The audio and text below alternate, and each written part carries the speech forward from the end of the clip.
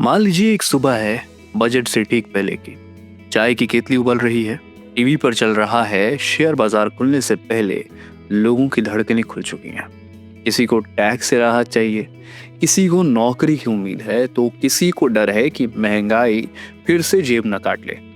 Budget 2026 को लेकर यही माहौल बना हुआ है दोस्तों। उम्मीद और आशंका के बीच झूलता हुआ देश। सरकार के सामने चुनौती भी वही पुरानी है, लेकिन दाव इस बार कहीं ज्यादा बड़े हैं। पिछले कुछ महीनों से जिस तरह महंगाई ने आम आदमी को चुपचाप थकाया है, उसे देखकर ये कहानी यहीं से शुरू होती है। बाजार के जो जानकार हैं उनका कहना है कि सरकार ये जान चुकी है कि मिडिल क्लास अब सिर्फ रीढ़ नहीं रह गया है, वो अब इंजन है। अगर इस इंजन को कोई ईंधन नहीं मिला तो ग्रोथ की गाड़ी आगे कैसे बढ़ेगी? बढ़ना ही असंभव है। इसीलिए बजट 2026 को लेकर इतनी चर्चाएं। बजट 2026 में सबसे पहली आवाज शायद टैक्स को लेकर उठेगी। इनकम टैक्स से राहत, स्लैब में बदलाव और सैलरी पाने वाले के लिए थोड़ी सांस लेने की जगह। ये कोई बड़ा नारा नहीं होगा, बल्कि धीरे से दी गई राहत होगी, ताकि आदमी महीने के आखिर में ये ना सोचे कुछ सरकार के पास कितना कुछ चला गया, कहीं सब कुछ तो नहीं चला गया। इस कहानी का अलग दृश्य है सरकार का खाता बही वाला कमरा। यहाँ चर्चा सिर्फ इस बात की नहीं है कि कितना टैक्स लिया जाए, बल्कि इस बात की है कि टैक्स सिस्टम से डर कैसे निकाला जाए।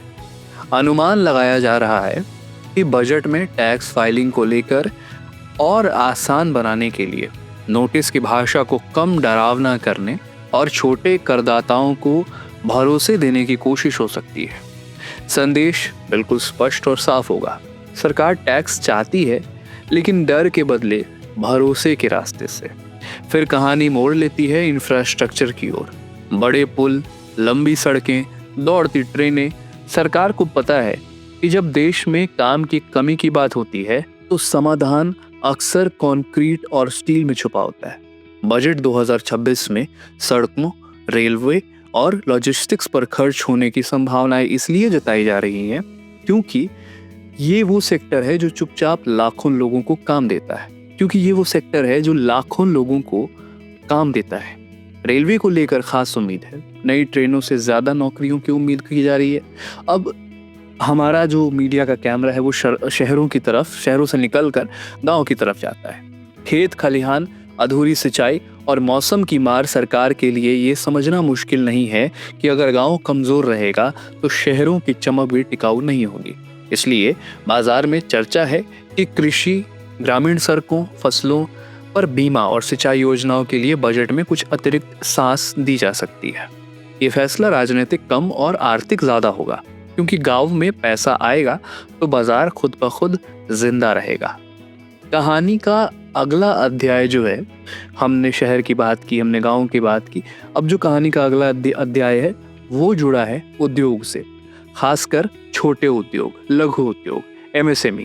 ये वो लोग हैं जो बिना ज्यादा शोर शराबे के करोड़ों लोगों को रोजगार देते हैं।